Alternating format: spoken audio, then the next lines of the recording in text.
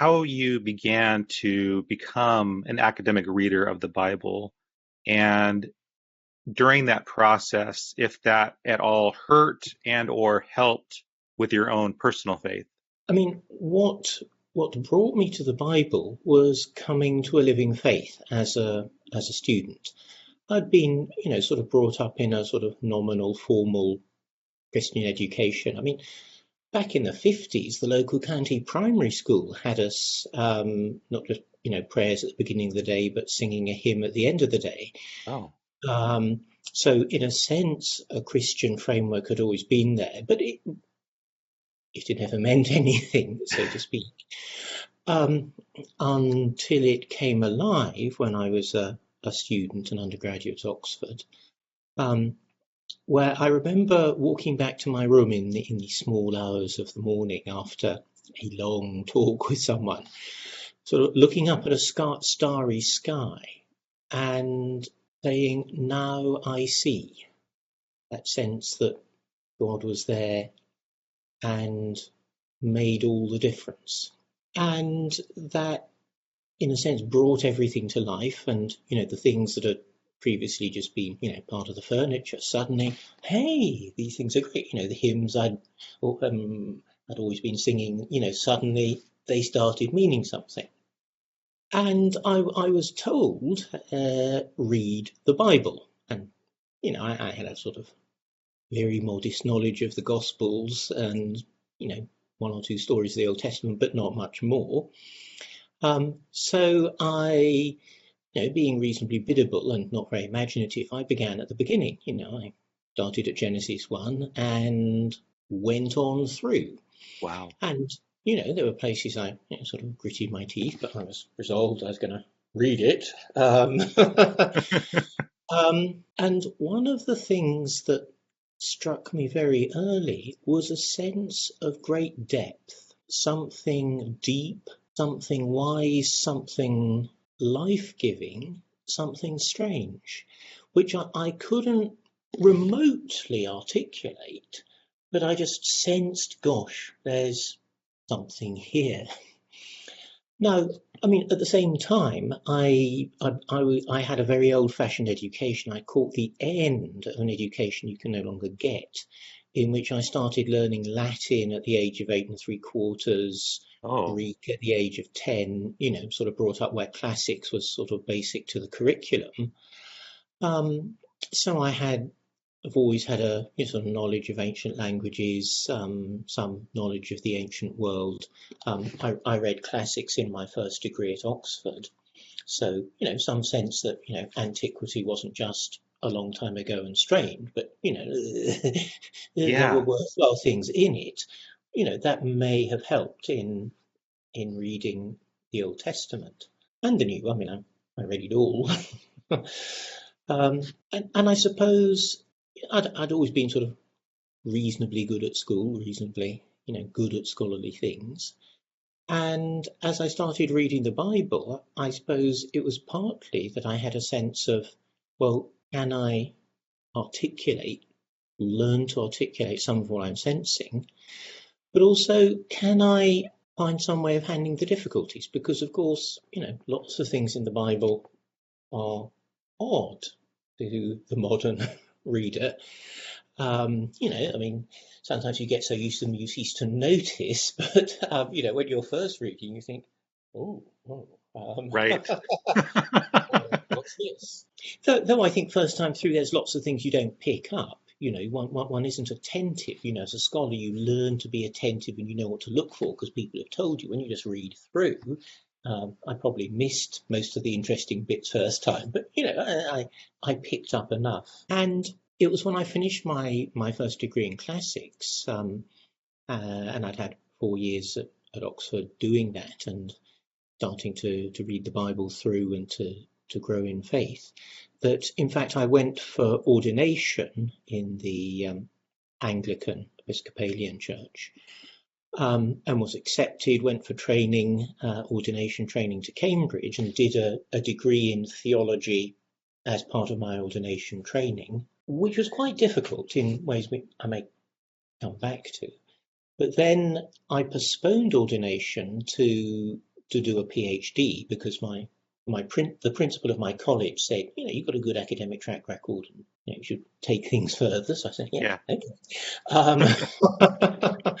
And John A.T, honest to God, Robinson was in Cambridge at that time and had a research studentship in his gift, and he gave it to me. So there was no problem with the finances for doing a doctorate. And I started off actually with him in the New Testament before I decided I actually really preferred the Old Testament, and so went back in time. So I did a PhD. I then got ordained and was in parish ministry for 4 years, but then returned to, I thought I'd always be torn between a sort of practical, try and minister on the ground Christian faith and the scholarly desire to dig a little and try and understand better. But a position came up at Durham University in 1985, and I got it, and 35 years later, I'm the guy they couldn't get rid of. Here I still am. I love that. I want to know, so as you were going back to that moment where you really felt God's presence, you looked at the starry sky and you felt there's something here, there's something there, and that kind of brought a lot of inspiration for you to start studying the Bible, obviously get serious about your faith, join a church, go to seminary, learn the spiritual side of Christianity. All that's happening at the same time. You have a strong background in the classic literature, Milton, Chaucer, knowing how to read the ancient texts, having understanding of different cultures, authorial intent, and now you're applying that insight to the Bible, and you're coming at the Bible now with a new lens, right? Because for a lot of us, including myself, when I approach the Bible, I don't have that sort of training, right? So I see the Bible in one way, and you have a different lens because of your background, your understanding of ancient culture and languages. And so I'm curious about, as you began to critically study the Bible, how you dealt with some of the difficult texts that you approached, where maybe it challenged your faith a bit. Yeah, I think in the first case, it wasn't the difficult passages as such that bothered me. It was the nature of modern scholarly study of the Bible, because what you might call the paradigm of modern biblical scholarship that was formed in the 17th and 18th centuries is to read the Bible as ancient history, to read the biblical documents in their world of origin. And, there's a kind of obvious sense in that, they are ancient texts, and therefore to ask how they came about in their world of origin makes sense and sheds light. But I found that the standard questions and answers didn't really address what made the Bible interesting for me. That in a sense, when I read it, as a young believer, I was sort of asking the question of God. And, what might this mean for how I should live, what I should do, what should I hope for, those kinds of things. And I was being asked to write essays on, did Paul write Ephesians, or what was the date and authorship of the book of Deuteronomy? And I thought, well, yeah, these are legit questions, but there was a certain kind of so what. Even when I come out with an answer, it felt like there was a kind of disconnect between the questions of academic work and sort of the questions of Christian faith. And there was a memorable moment one evening early in my ordination training when I saw, for some reason, I noticed that there were 2 books on my desk. One was the first volume of a revised history of the Jewish people in the age of Jesus Christ. It was a German classic, Emil Schurer, and it had been revised by Fomesh and Miller, So it was a sort of major scholarly resource, the history of the New Testament world, and, meticulous, careful, thorough scholarship. And, I'd done ancient history as part of my classics, so, I understood that. But next to it, there was the book, The Hiding Place.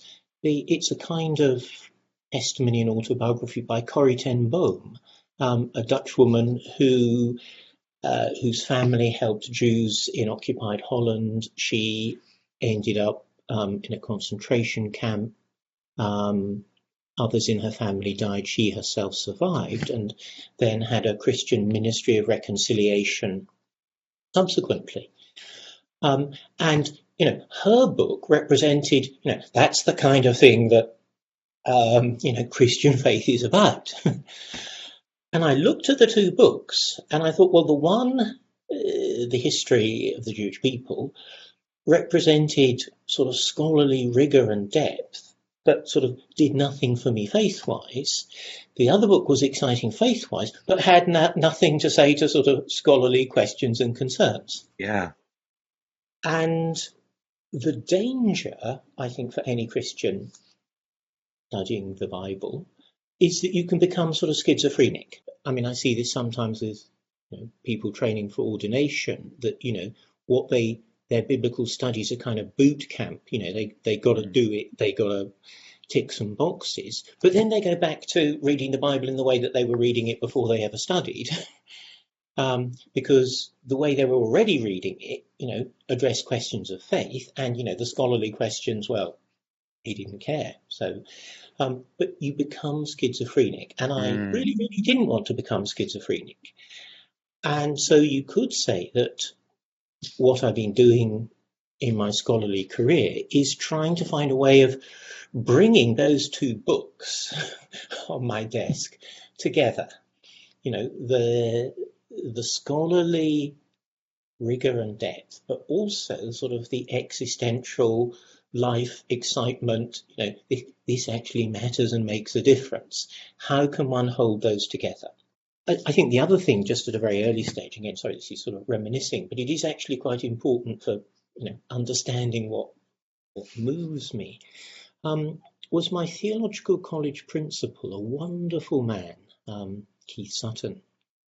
Because when I first came to a living faith, like I think many, I was inclined to be a bit defensive about my faith in the Bible. Sort of, here's the truth, Yes. and sort of keep your hands That's right. off.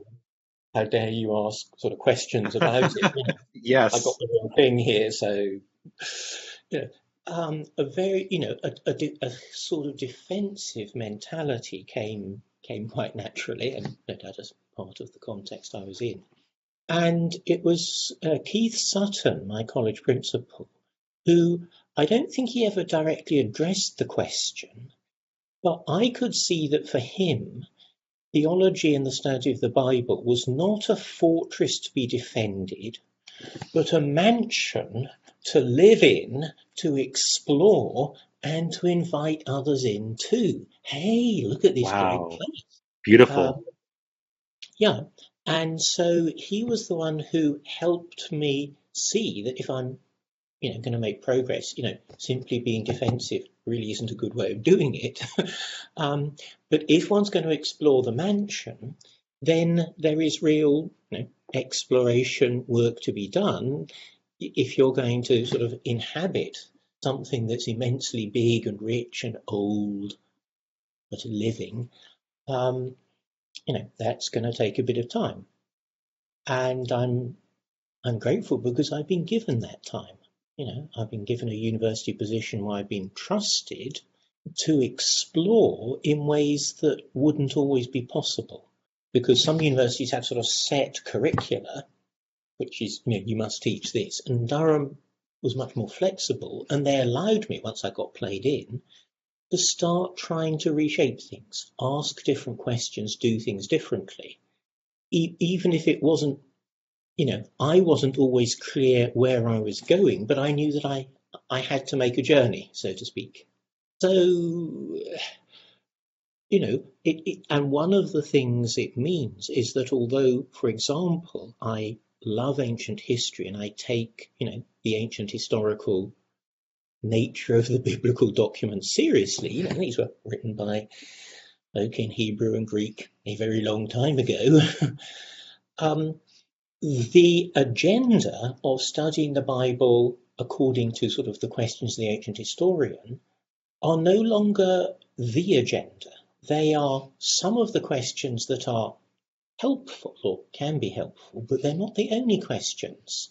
I mean, in many areas of study, there's been, what's sometimes called a literary turn, away from sort of looking at the origins of texts to, but how do we read them as meaningful in themselves, so to speak? So, because however they were formed, what we've got is, a literary whole. So, I've done essays on, when I was studying ancient Greek and Homer, how many people wrote Homer and how was it written and so on. Well, yeah, okay, you can do all that, but that's not the same as just reading and imaginatively getting into, wow, these are some of the great and enduring stories.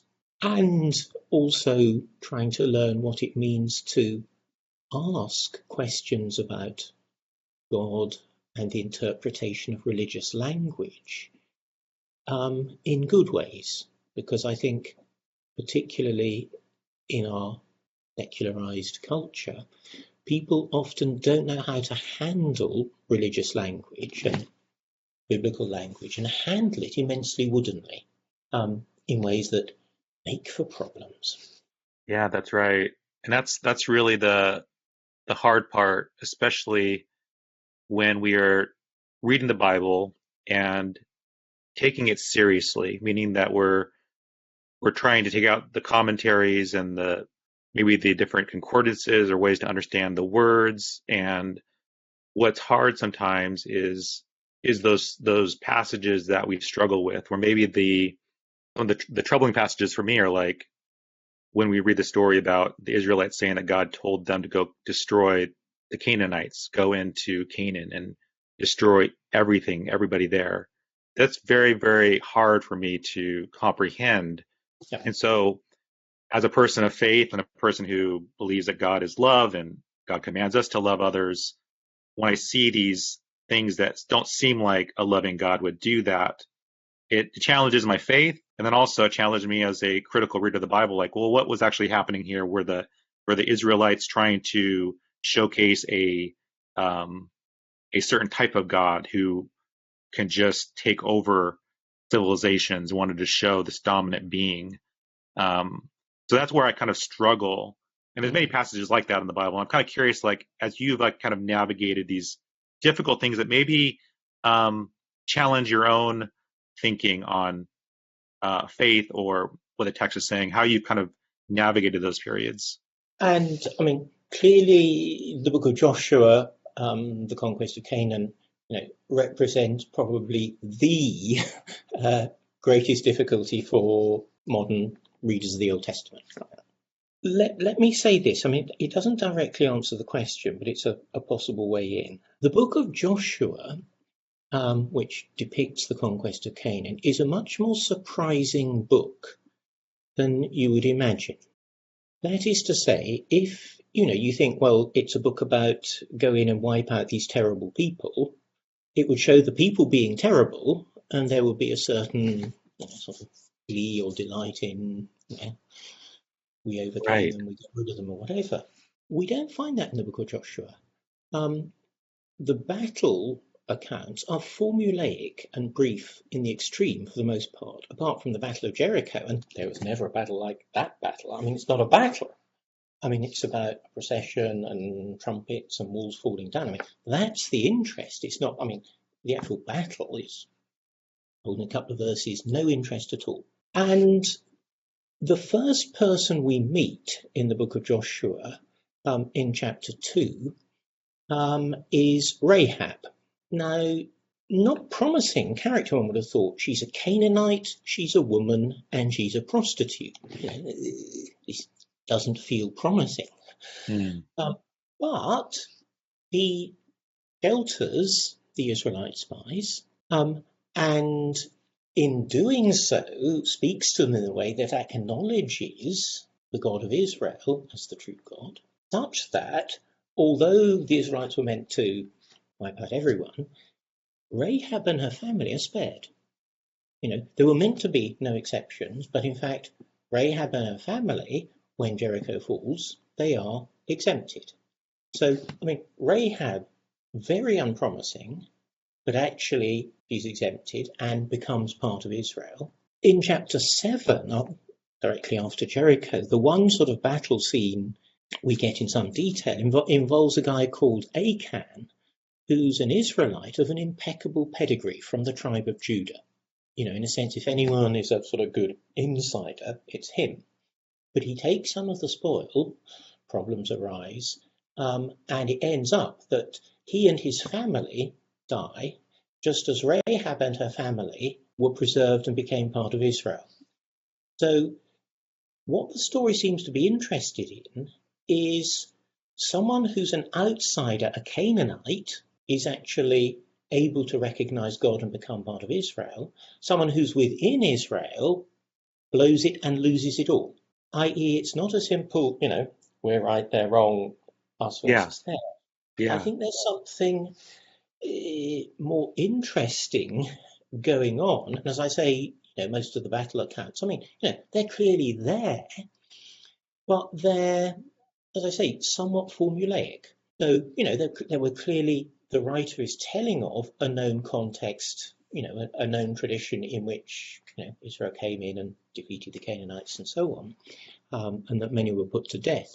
But that's not the interest. It's being used as the setting for, I think, exploring questions of identity and faithfulness, and that the surprising outsider may actually be okay. The complacent insider could be in big trouble. Now, that doesn't solve all the problems, but it's just a way of, trying to indicate that, a careful reading of the book of Joshua doesn't fit the pattern of here are the good guys, there are the bad guys, and so on. And, indeed, the preface to the Battle of Jericho is the most sort of famous of all those things.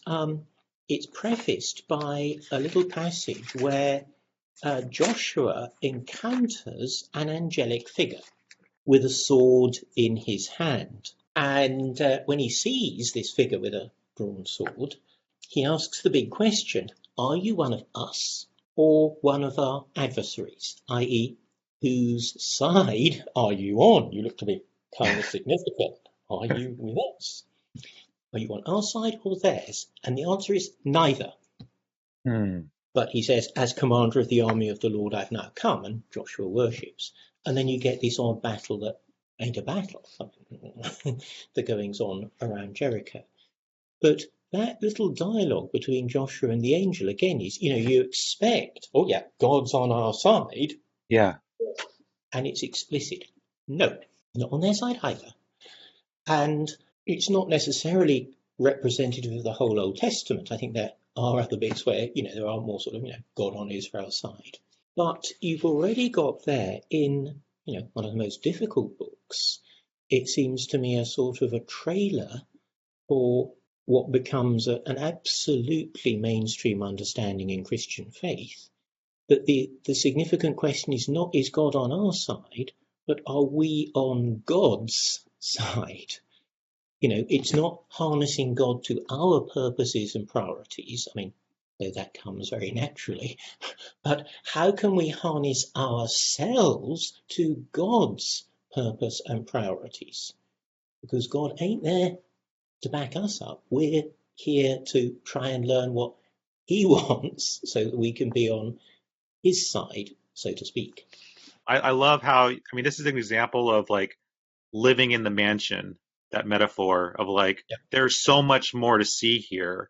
Yeah. Yes, there's definitely some very troubling bits, but also there's another theme here that you're pointing out. Like the bigger story is that the outsiders are brought in. And that's like one of these themes that you're calling out. Like this is again, like living in that beautiful mansion, like the complexity that's there. Yeah. And I think the other challenging bit is the idea that a loving God would want all these people killed. And I think about the infants and the women, and that part of it is, as a Christian, very, very hard, because I can't, right? I mean, because we believe that even if we see, the God of Israel is the God and Father of our Lord Jesus Christ, that, the God of the Old Testament is not a different God Yes. from the God of the New, we nonetheless, as Christians, believe that we see God most clearly, most fully, most truly in Jesus, and in Jesus supremely in Gethsemane and Calvary and the Easter Garden. When Jesus goes through darkness, abandonment, so I mean, Yeah. that's clearly the heart of it.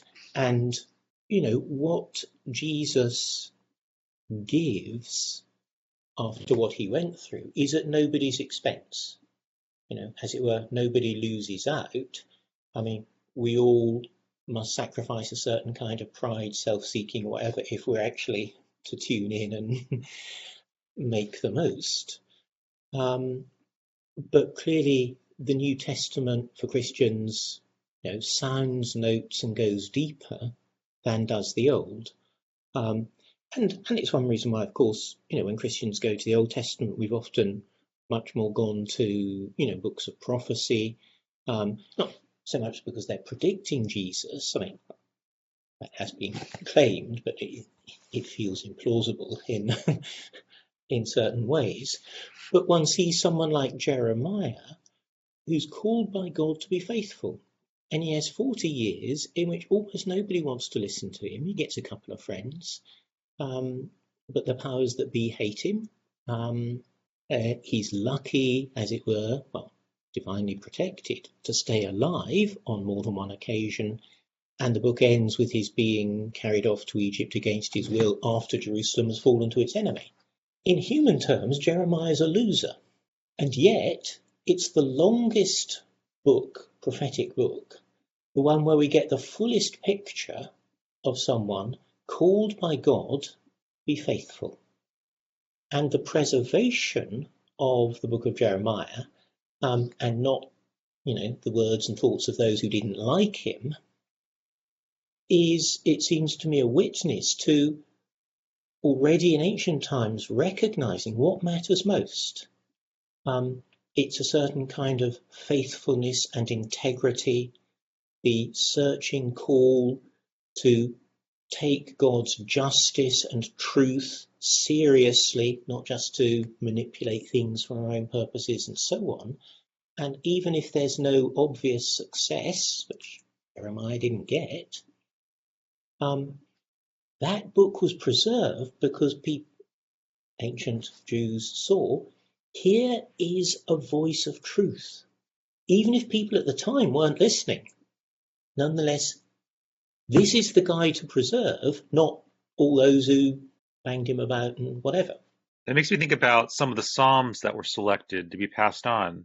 The David's cries, feeling that his lament, like I find I'm very moved by the laments in Scripture, and certainly that in Job, but also David, the Psalms of David, where he's crying out to God, "Where are you?" And Yeah. the fact that those passages, like you're saying, like these are the ones that were preserved. Yeah, and there's been a really rich rediscovery by Old Testament scholars over the last generation, particularly of the importance of lament. Because Christians can sometimes give the impression, well, if we know God and God is real, we've got the answers, we should be happy, and Yeah. whatever. And as though somehow then you shouldn't have problems and pain, and if you do, you're maybe getting it wrong, and you're certainly not allowed to vent it or express it. And the Old Testament has no difficulty. There is no doubt that God is sovereign and faithful and trustworthy, and there's equally no doubt that periodically the roof falls in, and life feels terrible, incomprehensible. The ways of God just seem utterly baffling. And the honest expression of that is something that, I think Christians have been sort of relearning. It is okay to grieve, to cry out in pain, because in a sense it's part of being honest with God instead of, everything's great really, when we know it isn't. Hey, thank you so much for checking out this video clip from the Dogado podcast. To get more videos like this, simply subscribe here on YouTube. You can also download the full episode of each show on iTunes, Spotify, Google Play, or your favorite podcast player. Take care.